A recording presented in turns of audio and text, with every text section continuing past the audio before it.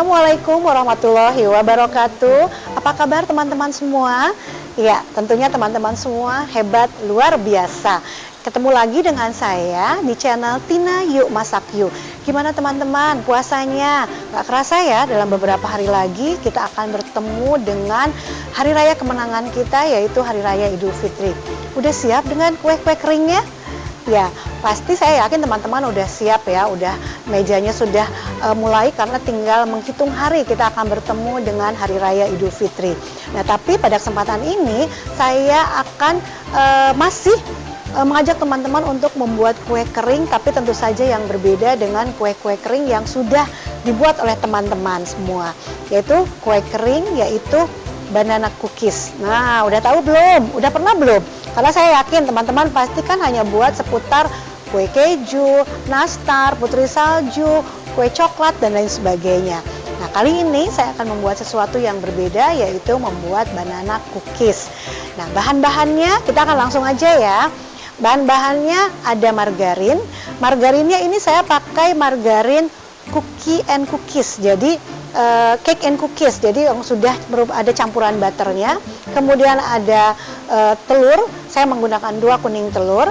Ada gula halus, ada campuran kacang mete di sini yang nanti akan saya hancurkan dengan menggunakan turbo chopper. Kemudian ada maizena, tepung terigu, dan ada coklat black, dan ada yang kuning ini yang aroma banana. Kemudian jangan lupa untuk campuran adonannya saya akan menggunakan aroma essence, juga essence pisang Ambon. Ya, saya yakin ini semuanya ada di toko-toko kue terdekat di tempat teman-teman berada. Nah, untuk teman-teman yang ada di wilayah Bontang bisa mendapatkan semua bahan-bahan ini di toko bahan kue Morris Cake di Jalan Ahmad Yani. Ya, di sana insya Allah lengkap barang-barang atau bahan-bahan kue yang diperlukan. Oke teman-teman, kita akan mulai saja. Saya akan mulai mengaduk adonan basahnya dengan menggunakan Speedy Chef, mixer pintar tanpa listrik yang membuat kerja kita 3 kali lebih cepat daripada menggunakan mixer listrik. Nah, kita akan mulai saja menyampurkan margarinnya di sini. Kemudian telurnya saya pisahkan dulu.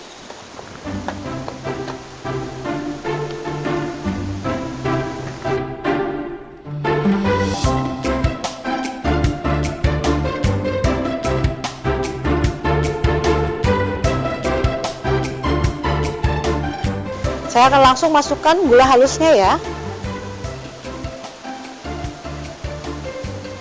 Gula halusnya kita masukkan semua. Kemudian kita akan aduk. Iya. Nah, awalnya akan berat, tapi nanti setelah tercampur akan ringan. Seperti ini. Yes, dan teman-teman lihat hasilnya langsung tercampur dengan sempurna. Ini kita simpan dulu. Untuk berikutnya saya akan mencacah kacang mete yang udah saya panggang. Cukup beberapa kali tarikan.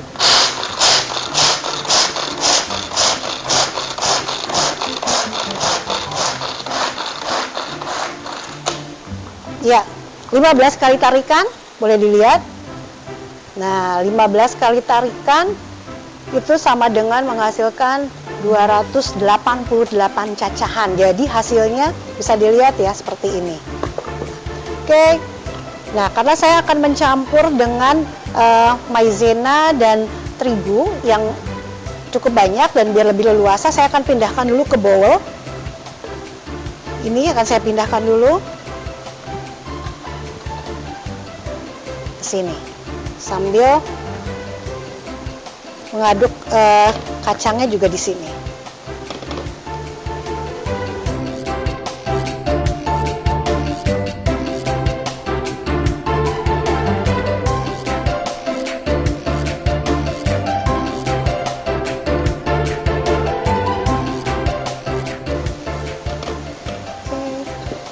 Oke, kacangnya kita masukkan.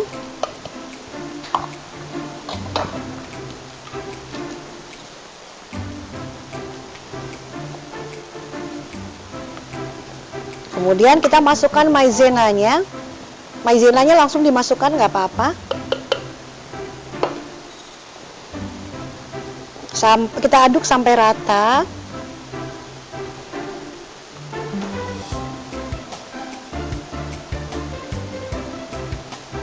Nah, setelah adonan dengan maizenanya rata, dirasa rata, kita masukkan terigunya, tapi sedikit demi sedikit, ya, sedikit demi sedikit aja.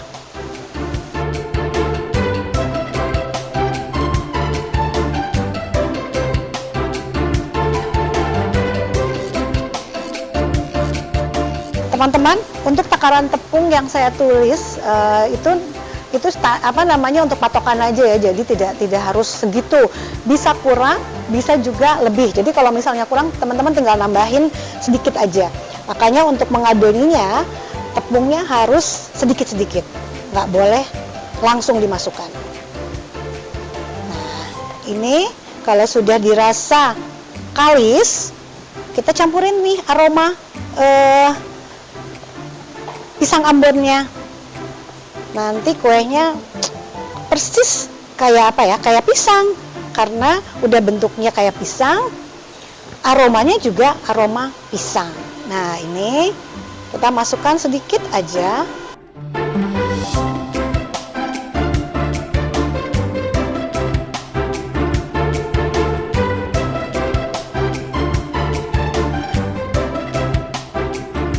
Ya teman-teman, ini adonannya sudah jadi ya, jadi kurang lebih lembutnya seperti ini. Jangan terlalu keras karena nanti kita akan cetak dengan menggunakan empres dari Tupperware. Kenapa saya menggunakan empres? Karena empres ini sangat membantu saya untuk membuat ukurannya itu jadi sama. Ya, kalau bentuk saya akan bentuk pakai tangan karena pada dasarnya saya senang sekali membuat kue-kue yang saya bentuk dengan tangan sendiri. Tapi ini sangat membantu banget gitu loh. Jadi paling tidak kita nggak harus nimbang, jadi ukurannya sama, tinggal nanti membentuknya seperti pisang. Nah, saya jelaskan sedikit bahwa empres dari Tupperware ini adalah alat untuk mencetak kue, makanan atau lain-lain. Misalnya teman-teman mau bikin nugget, mau bikin getuk, termasuk kue kering, ini bisa. Yang terdiri dari beberapa bagian. Ada ini empres container yang nanti bahan-bahan atau adonannya akan kita masukkan ke sini. Kemudian ada plunger ini nanti untuk mendorong supaya adonannya keluar. Kemudian dilengkapi juga dengan label mate. Ini label mate ini kayak chopping board gitu, tapi ada ukurannya nanti yang akan ikut terdorong ke depan, dan nanti garis-garis ini dibutuhkan pada saat kita mau mengambil ukuran. Ya, jadi seperti ini. Dan dilengkapi juga dengan nozzle. Nozzle ini ada 3 ukuran, ada yang kecil, ada yang sedang, ini, dan ada yang besar. Jadi ini bisa digunakan sesuai dengan kebutuhan kita. Saya misalnya kemarin bikin kastengels. Kastengels kan cenderung panjang-panjang ya, kayak jari. Nah, ini saya menggunakan yang paling kecil ukurannya. Ini enak banget pakainya selama adonannya pas, artinya nggak terlalu keras. Karena kalau keras kita pasti akan setengah mati ngedorongnya. Tapi kalau pas, itu ngedorongnya juga pasti enak. Nah, kemudian ini misalnya kita mau bikin nugget atau getuk, pakai ini saya. Ada juga teman-teman dari daerah di Kalimantan ini kan suka bikin buras. Ada teman yang cerita mereka juga nyetaknya pakai ini.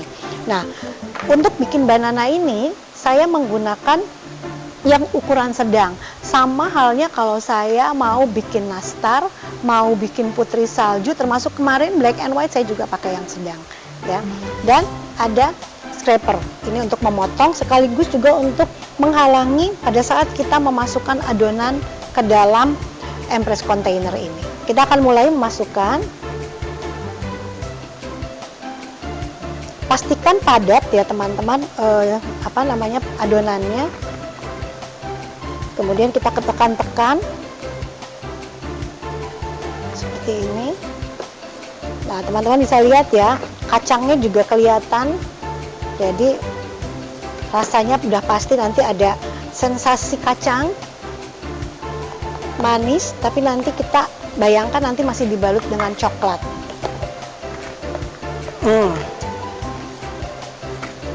Oke, ini sudah kita tekan-tekan dulu, tapi ini scrapernya jangan dilepas.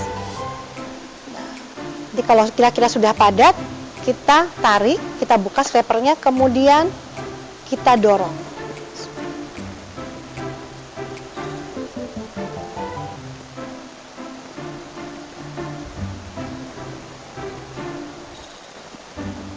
Teret.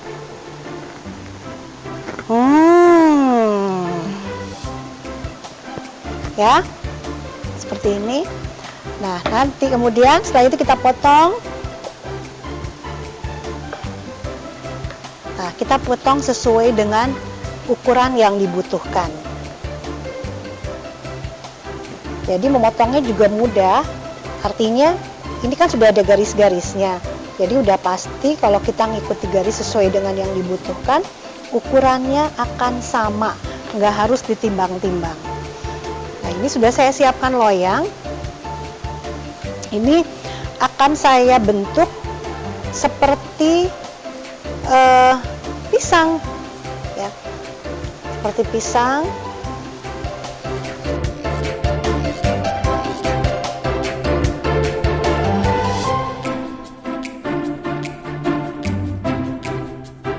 Teman-teman sambil mencetak ini menjadi bentuk banana. Ini banana atau ini ya bulan sabit ya, nanti jadi kayak banana kok. Saya nyalain dulu ovennya ya. Saya panaskan oven ini, kebetulan oven listrik, jadi saya nyalakannya api atas dan bawah. Kemudian panasnya kurang lebih 150 derajat atau 160. Tapi setiap oven itu berbeda-beda.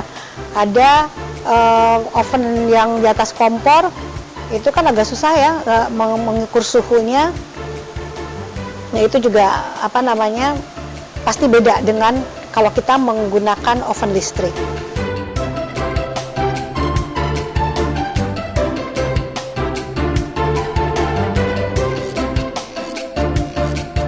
Teman-teman, banananya sudah jadi. Ini walaupun banananya mungkin agak terkutuk, jadi bentuknya kayak bulan sabit, tapi nanti kalau udah dicelup dengan coklat banana, ini nanti hasilnya pasti akan jadi kayak banana. Ya, saya udah mulai bakar ya. Ya teman-teman, ini banana cookiesnya yang tadi saya udah oven sudah jadi. Dan ini proses berikutnya adalah menyelimuti banana cookies dengan coklat yang beraroma banana. Ya, dan nanti akan dikasih motif coklat, jadi mirip banget pisang atau banana. Nah, sambil karena ini masih panas, saya akan diamkan dulu sampai dingin. Sambil menunggu, saya akan melelehkan coklatnya. Ya, ini juga sudah saya siapkan loyang dengan dilapisi boleh aluminium foil, boleh juga pakai kertas nasi. Supaya nanti pada saat sudah diselimuti, kita akan taruh di sini dan kita akan dinginkan di dalam kulkas untuk beberapa saat. Nah, cara melelehkannya saya yakin teman-teman sudah tahu bagaimana cara melelehkan atau mentim coklat. Ini yang kuning, saya kebetulan punya alat untuk melelehkan. Jadi ini gampang aja, tinggal dinyalakan ya. Ini.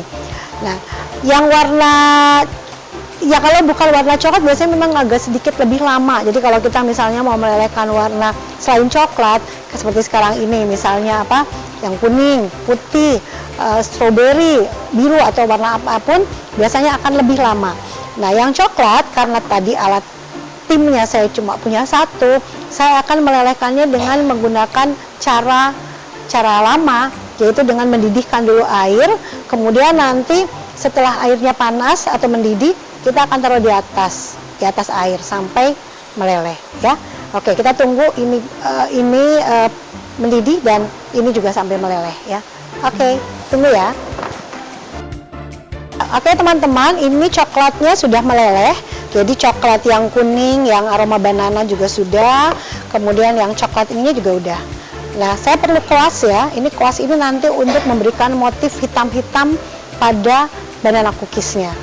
Nah, jadi ini yang pertama, ini juga udah pastikan dingin. Ini udah dingin, kita celupkan ke sini.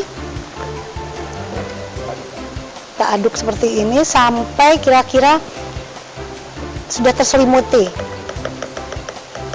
Nah, seperti ini.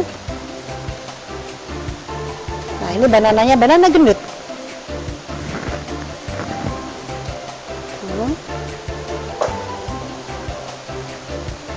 satu-satu aja, dan ini memang butuh kesabaran ya untuk mendapatkan hasil yang ya nggak sempurna sih, tapi paling tidak mendekati ke nama banananya.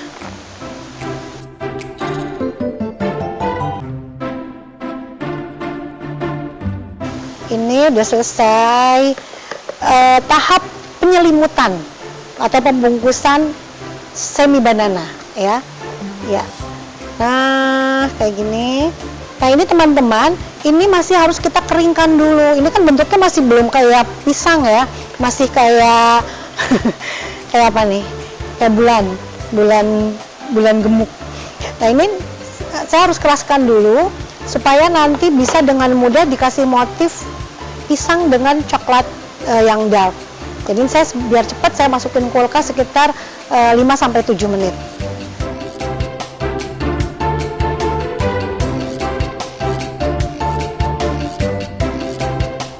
Oke teman-teman, ini banananya sudah setengah jadi. Jadi tadi saya masukkan ya. Jadi triknya kalau mau cepat coklatnya mengeras, kita masukin ke kulkas sebentar aja. Tapi kalau misalnya teman-teman, aduh kulkasnya penuh nih, tidak memungkinkan untuk melakukan itu, ya nggak apa-apa, diangin-angin aja. Tapi mungkin akan sedikit memakan waktu yang agak lama. Nah kalau udah seperti ini juga salah satu trik, karena supaya coklatnya nanti yang akan kita tempelkan untuk mendapatkan motif pisangnya itu akan mudah menempel. Nah ini caranya. Ini tadi coklatnya udah kita cairkan ya, kita lelehkan. Kita kasih pojok-pojoknya dulu. Ini deh, yang sebelah sini deh. Nah, kemudian kita kasih shred. Nah, udah berubah jadi kayak pisang kan? Jadi coklatnya hanya butuh sedikit saja. Hanya untuk guratan-guratan motif pisang. Gak usah takut salah ya, jadi anggap aja kita lagi melukis. Kan membuat kue katanya adalah bagian dari seni, dan seni itu nggak ada yang benar atau salah. Semua seni itu pasti akan menghasilkan sesuatu yang indah, tergantung dari sudut mana kita memandangnya.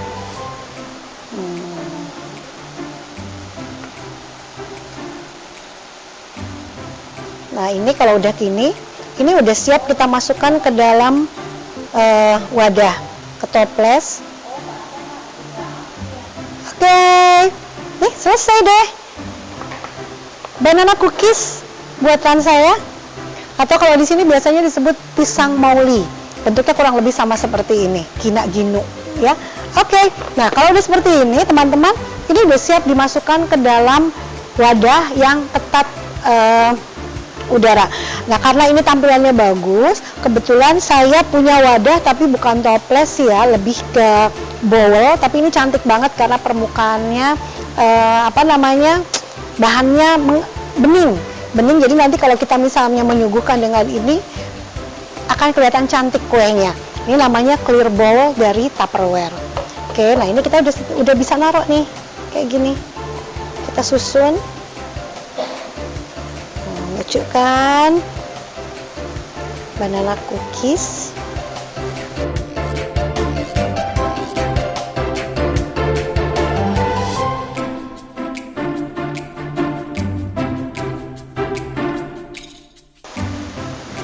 Teman-teman, ini dia banana cookies buatan saya. Lucu ya? Pasti akan menggoda setiap orang yang melihatnya dan pengen nyicipinnya. Dan ini kalau saya sampaikan, banana cookies ini tahun lalu ada best seller dari produk cookies yang saya jual di Lebaran tahun lalu.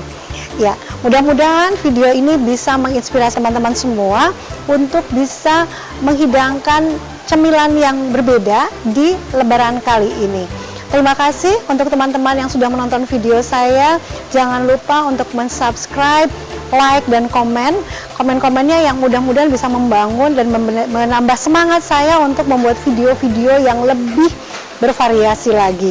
Dan jangan lupa yang belum menyalakan tanda loncengnya, nyalakan, karena supaya teman-teman bisa mendapatkan tanda notifikasi dari setiap video yang saya buat. Selamat mencoba, saya tunggu saran-saran serta masukan dari teman-teman semua. Dadah!